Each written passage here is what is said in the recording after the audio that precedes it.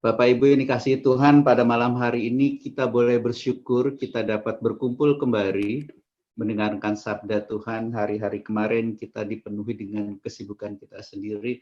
Pada malam hari ini kita boleh diteguhkan dan dikuatkan dengan firman Tuhan.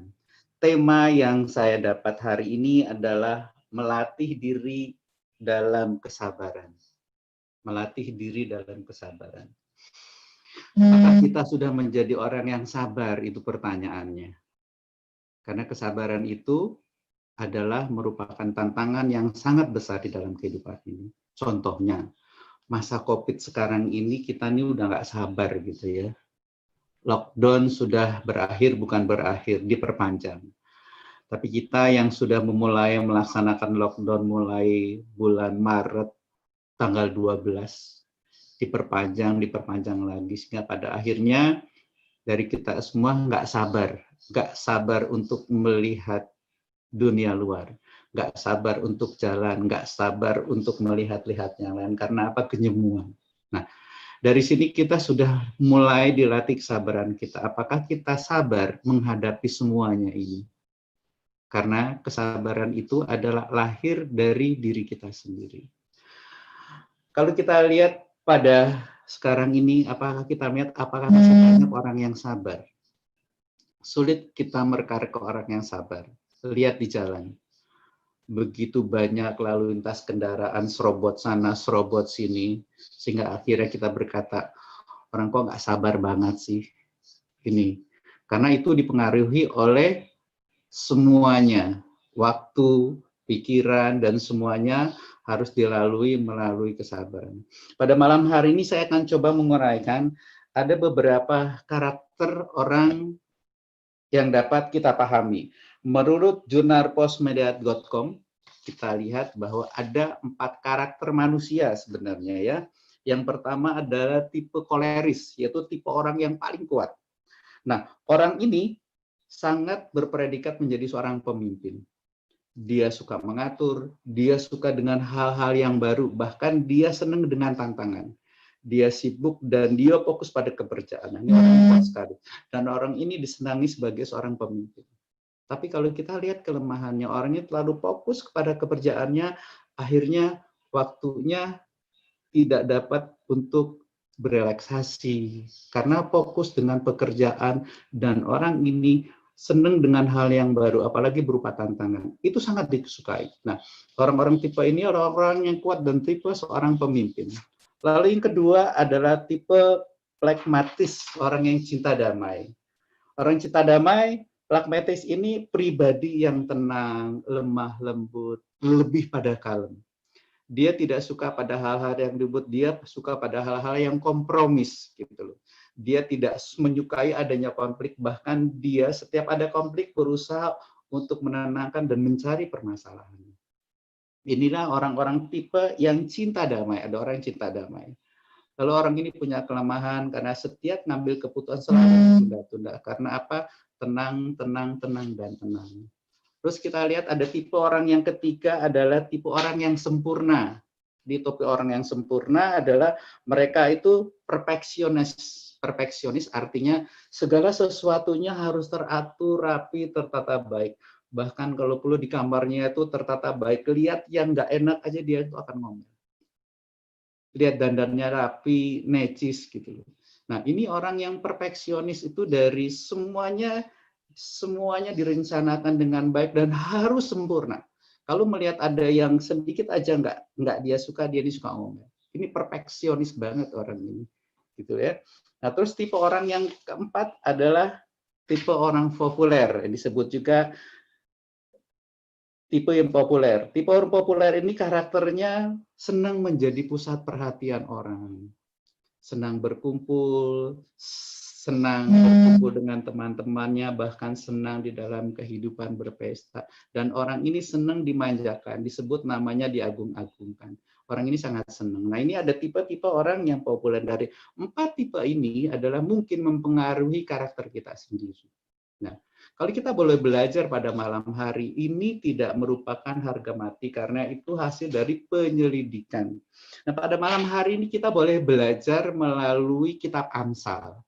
bagaimana cara merendahkan diri kita di hadapan Tuhan dan di hadapan sesama. Ini yang mau kita gali pada malam hari ini. Pada malam hari ini Injil sudah disuguhkan, kitab Amsal, ini cukup panjang, dari bab 16 ayat 1 sampai dengan 33. Boleh saya bacakan ayatnya seperti ini. Manusia dapat menimbang-nimbang dalam hati, tetapi jawaban indah berasal daripada Tuhan. Segala jalan orang adalah bersih menurut pandangannya sendiri, tetapi Tuhanlah yang menguji hati. Serahkanlah perbuatanmu kepada Tuhan, maka terlaksanalah segala rencanamu. Tuhan membuat segala sesuatu untuk tujuan masing-masing, bahkan orang fasik dibuatnya untuk hari malapetaka. Setiap orang yang tinggi hati adalah kekejian bagi Tuhan. Sungguh ia tidak akan luput dari hukuman. Dengan kasih dan kesetiaan, kesalahan diampuni. Karena takut akan Tuhan, orang menjauhi kejahatan. Jikalau Tuhan berkenan kepada jalan seseorang, maka musuh orang itu pun didamaikannya dengan dia. Lebih baik penghasilan sedikit disertai dengan kebenaran daripada penghasilan banyak tanpa keadilan. Hati manusia memikir-mikir jalan, tetapi Tuhanlah yang menentukan arah langkahnya. Keputusan dari Allah adalah bibir raja, kalau ia mengadili mulutnya tidak berbuat salah. Timbangan dan neraca yang betul adalah kepunyaan Tuhan. Segala batu timbangan di dalam pundi-pundi adalah buatannya. Melakukan kefasikan adalah kekejian bagi raja, karena tata menjadi tokoh oleh kebenaran.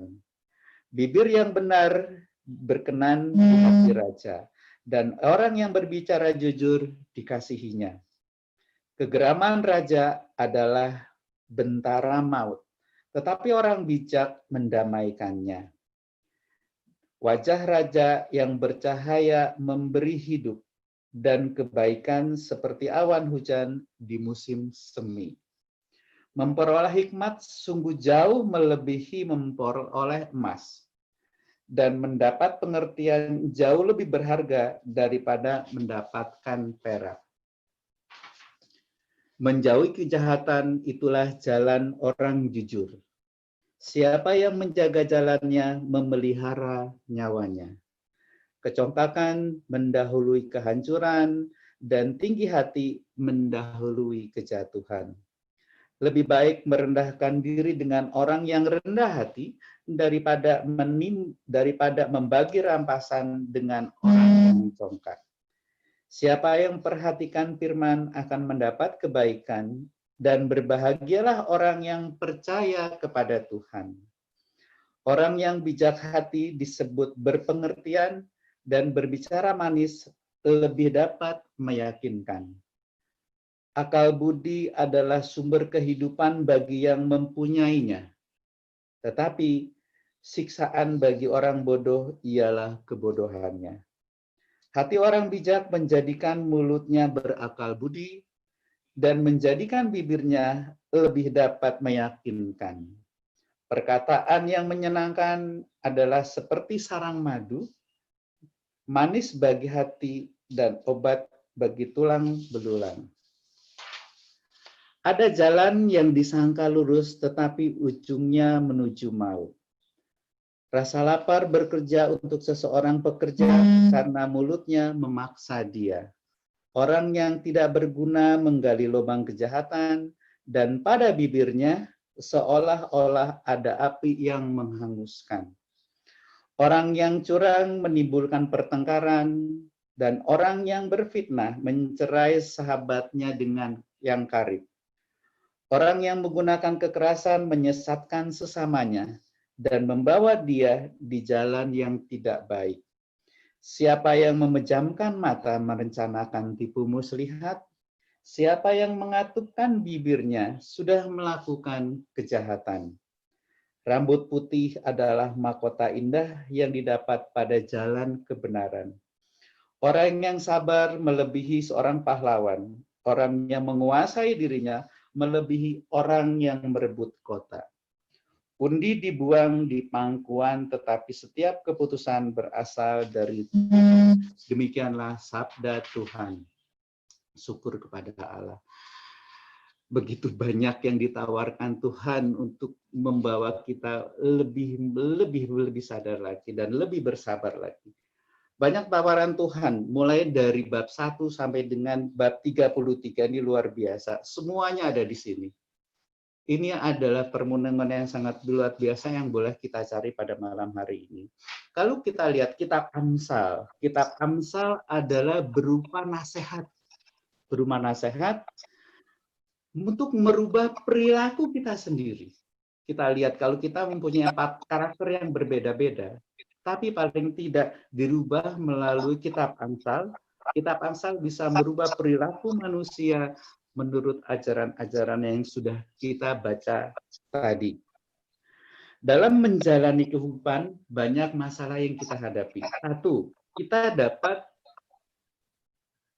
pergumulan dengan diri kita sendiri, juga pergumulan kita dengan orang lain. Pergumulan dengan diri kita sendiri, banyak hal yang kita alami dalam mengalami pergumulan hidup yang sangat luar biasa.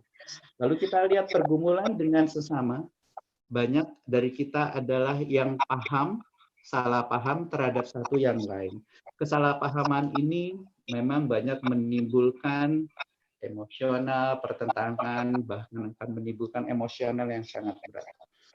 Karena sulitnya ada solusi mencari masalah. Banyak orang tidak dapat mencari solusinya, bahkan mengambil jalan pintas. Begitu sulit untuk menghadapi semua masalah. Sadar atau tidak sadar, inilah jalan-jalan yang harus ditempuh. Kalau kita lihat pada saat ini, orang begitu sulit dalam masa COVID. Banyak dari saudara-saudara kita juga yang putus hubungan kerja. Banyak saudara-saudara kita juga yang tidak mampu menghidupi anak istrinya. Bahkan banyak dari orang-orang juga tidak mampu melanjutkan kehidupan ini dengan cara yang memang sangat sulit. Kalau kita boleh baca, kita lihat dari kitab Amsal yang dinasihati kita adalah, serahkanlah perbuatanmu kepada Tuhan, maka terlaksanalah segala rencanamu. Kitab Amsal yang pertama, bab 16 ayat 3 dikatakan, serahkanlah perbuatanmu kepada Tuhan, maka terlaksanalah segala rencanamu. Bapak Ibu yang dikasihi Tuhan, ya, kita menyadari bahwa pergumulan hidup ini tidak mudah untuk kita lalui. Mau tidak mau kita harus jalan terus menghadapinya. Ya. Dalam arti apapun yang kita alami pada saat ini, kita mau persembahkan kepada Tuhan, kita serahkan kepada Tuhan. Kita tidak bisa berjalan sendiri, walaupun kita sudah berusaha mencari jalan keluar, sudah berusaha untuk melaksanakan, tapi kadang kita tidak mampu dan tidak bertahan dalam kehidupan ini. Tuhan katakan, serahkanlah semua itu kepada Tuhan, maka semuanya akan terlaksana. Ketika kita menyerahkan semua permasalahan hidup kita kepada Tuhan, jangan ragu-ragu, serahkanlah itu secara total. Sering terjadi dalam kehidupan ini, ketika kita melakukan segala sesuatu yang ujungnya tidak kita ketahui, kita berjalan sesuai dengan pikiran kita, sesuai dengan kemauan kita. Kita yakin bahwa semuanya berjalan dengan baik dan dengan sempurna. Tapi kemungkinan di tengah jalan banyak mendapatkan hambatan-hambatan yang kita nggak tahu, kita nggak ngerti. Mau tidak mau, apa yang kita lakukan semuanya itu adalah menjadi hambatan dari apa yang sudah kita kerjakan. Lalu ketika sudah melakukan seperti itu, kita tidak bisa berbuat apa-apa, baru kita datang kepada Tuhan. Tuhan menghendaki apapun rencanamu dalam kehidupan ini, berbicara, serahkanlah dari awal apa yang kau kehendaki. Masih syukur, kita bersyukur ketika sudah mengalami kegagalan, sudah mengalami keputusasaan, kita mau menyerahkan semuanya kepada Tuhan. Artinya tidak ada yang terlambat bagi Tuhan. Tuhan mau mengendaki dan mengingini apapun yang terjadi dalam hidup ini, serahkan kepada Dia secara total, agar Tuhan mau berkarya di dalam kehidupan kita. Lalu kita lihat Amsal 16 ayat 1. Manusia menimbang-nimbang dalam hati, tetapi jawaban lidah berasal dari Tuhan. Kadangkala dalam permasalahan hidup kita masih berpikir, masih mengandalkan pikiran kita, masih mengandalkan kemampuan dan kekuatan kita mengandalkan Tuhan. Padahal dikatakan bahwa manusia dapat menimbang-nimbang, manusia dapat berencana. Tapi toh pada akhirnya jawaban Tuhan yang menentukan. Menyertakan Tuhan dalam perjalanan kehidupan adalah itu yang dikehendaki Tuhan. Artinya apa? Kita selalu berusaha minta mohon kekuatan Tuhan apapun yang terjadi. Ketika masalah ini pun tidak mendapat kesulitan sangat besar, kita sudah dikuatkan dan dimampukan dengan Tuhan agar kita mampu dapat mengatasinya. Kita lihat Amsal 16 ayat 16. Memperoleh hikmat sungguh jauh melebihi memperoleh emas. Ini luar biasa, memperoleh hikmat sungguh melebihi memperoleh emas, dan mendapatkan pengertian jauh lebih berharga daripada mendapatkan perak. Nah, ketika masalah yang sudah kita hadapi, kita persembahkan dengan Tuhan, lalu kita minta hikmat Tuhan. Minta hikmat Tuhan adalah kita mohon lebih dekat lagi kepada Tuhan, supaya apa yang kita lakukan, Tuhan membimbing kita, menuntun kita sesuai dengan rencananya. Boleh jadi kita raja-raja ketika Tuhan berkata kepada Salomo, apa yang kau kehendaki? Mau menjadi orang kaya kah? Menjadi umur panjang kah? Atau bagaimana? Apa yang dikatakan Salomo? Dia hanya meminta hikmat dari Tuhan. Karena hikmat dari Tuhan adalah yang membawa dia untuk lebih bijaksana mengambil keputusan terhadap bawahannya. Hikmat minta kepada Tuhan agar kita mau dituntun dan dibimbing disertai Tuhan. 3 pilar pokok ini yang harus kita persembahkan kepada Tuhan ketika kita mengalami kehidupan yang paling berat dalam kehidupan ini. Lalu kita lihat Amsal 16 ayat 32. Orang yang sabar melebihi seorang pahlawan, dan orang yang menguasai dirinya melebihi orang yang merebut kota. Kesabaran adalah kunci yang diminta Tuhan untuk menunggu janji-janji Tuhan. Kalau kita lihat kisah Abraham, Tuhan manggil Abraham untuk pindah ke negeri yang terjanji, mulai dari negara Sadim. Tetapi Abraham ketika diminta Tuhan untuk pergi ke negeri yang terjanji, Abraham nggak minta apa-apa, nggak bilang apa-apa, nggak kemana. Abraham mentaati semua apa yang dikehendaki Tuhan. Dan janji Tuhan kepada Abraham adalah ada 3.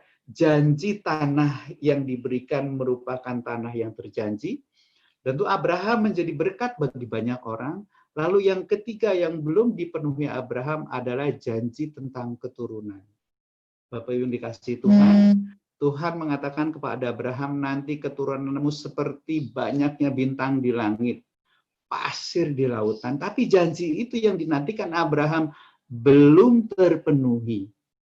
Abraham menunggu janji itu kepada Tuhan sampai 25 tahun. Ketika Abraham menerima janji dari Tuhan, Abraham berumur 75. Sarah berumur 65 tahun. Dan pada saat itu Sarah sudah mati haid.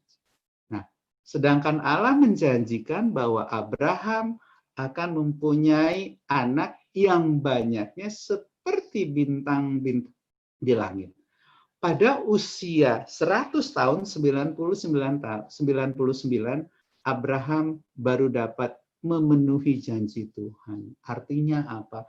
Abraham orang yang paling sabar menanti-nantikan janji Tuhan, tapi terpenuhi juga. Nah, ketika janji Tuhan terpenuhi, bukan hanya diterima seperti itu, lalu ada tantangan yang sangat luar biasa. Allah minta supaya anaknya Ishak dipersembahkan sebagai kurban. Ini kehebatan Abraham daripada kita. Dia mau menyerahkan anaknya Ishak sebagai korban tanpa melihat apapun, karena Abraham melihat Allahnya adalah Allah yang sungguh-sungguh mau menolong, menuntun, dan membimbing dia. Atau pada akhirnya ketika Ishak mau disembelih, ada anak domba, tidak jadi, berarti anak domba yang tersembelih. Allah baru tahu bahwa disitulah kesetiaan dan kesabaran Abraham untuk menanti janji-janjinya. Bapak Ibu yang dikasihi Tuhan, ya pada sekarang ini juga sering banyak terjadi. Saya pernah apa yang saya alami secara pribadi. Ketika saya married dulu tahun 90, saya menunggu janji-janji Tuhan untuk mendapatkan anak. 90 saya married, 96 saya baru dapat anak. Lalu saya cuma ingat satu firman Tuhan, Kejadian 1 ayat 28. Beranak cucu dan bertambah banyaklah. Pasti Tuhan akan memberi. Lalu setiap hari saya berdoa. Pada saat itu kebetulan saya ikut perkumpulan Santa Mariatul yang berziarah ke daerah Sendang Sono, Ganjuran, dan Sendang Sriningsih. Kebetulan juga kami diangkat sebagai panitia, dari satu bus bisa 4-5 bus.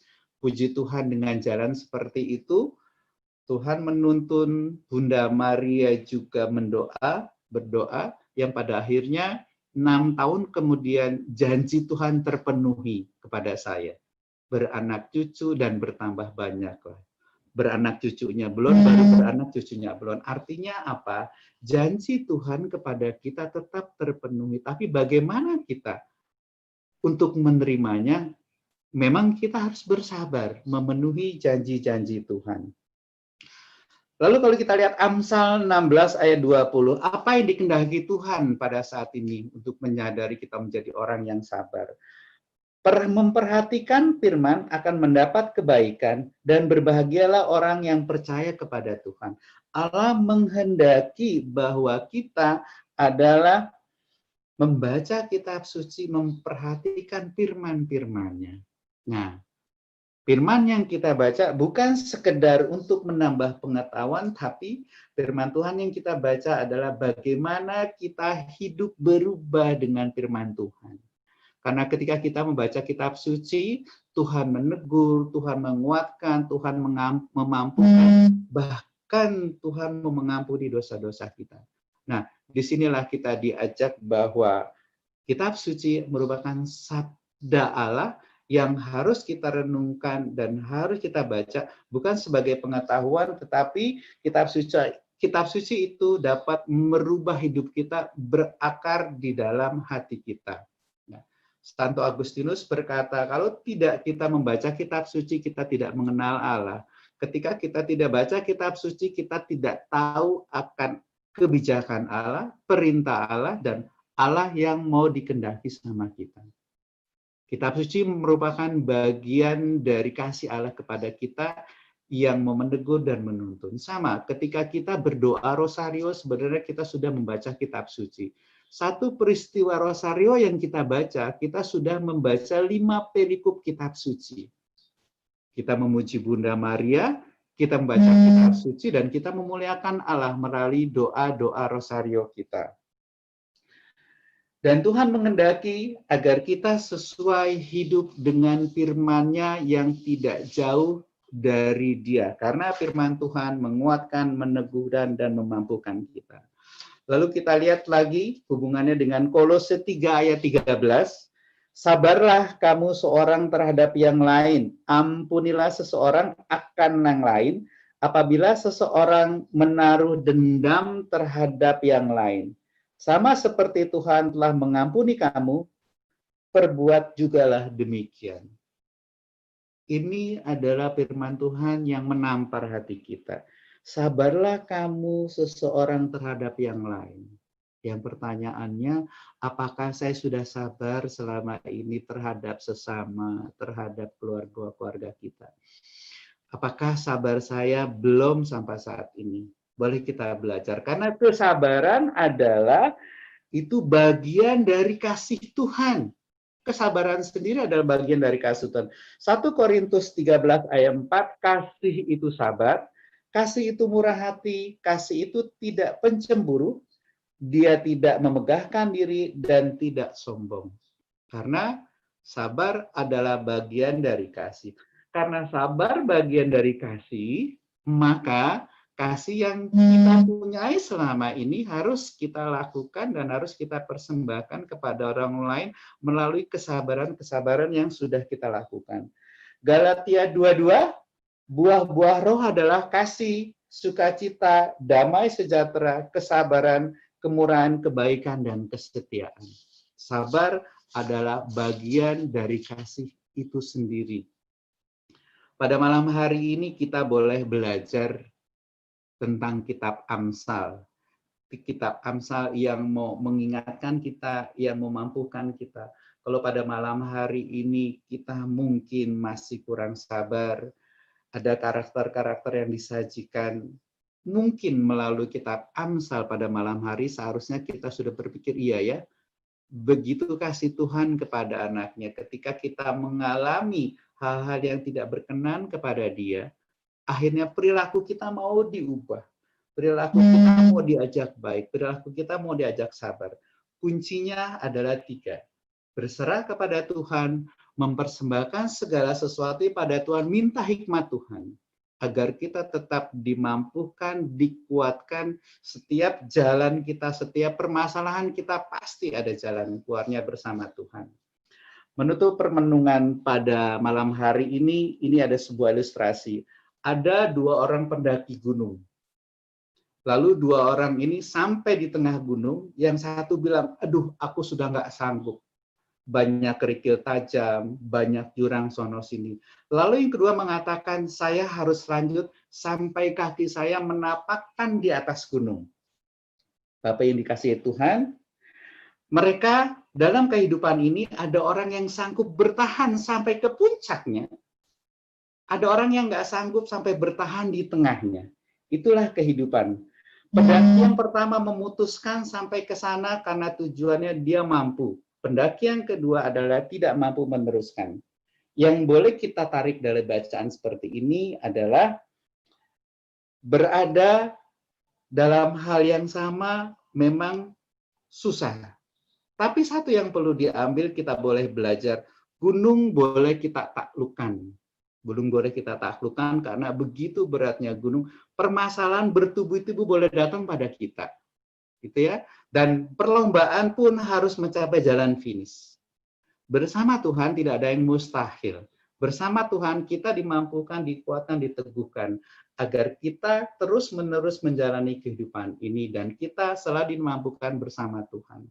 Bapak Ibu yang dikasihi Tuhan, semoga dengan permenungan singkat ini kita dimampukan, kita persembahkan perjalanan iman dan kehidupan kita. Kalau pada saat ini kita menjadi orang yang kurang sabar, kita minta Tuhan, kita persembahkan karena kesabaran terkait dengan problema hidup dan terkait dengan orang lain. Ketika problema hidup itu belum terpecahkan, minta kekuatan Tuhan untuk bersabar karena waktunya Tuhan bukan waktunya kita. Keinginan kita mengendaki hal yang instan, tetapi keinginan Tuhan mengendaki agar kita dimampukan lagi berjalan bersama Dia. Kalau kita melihat pelangi itu lebih indah, kita melihat kenapa orang kok bisa kuat, kita kok suka ngeluh. Karena masalahnya mereka sudah mengalami dan bertahan dan kita nggak kuat dalam mengalami perjalanan hidup ini. Mempersembahkan semua yang ada pada Tuhan, permasalahan hidup apapun yang terjadi, kita akan menjadi kuat. Terima kasih, Tuhan memberkati.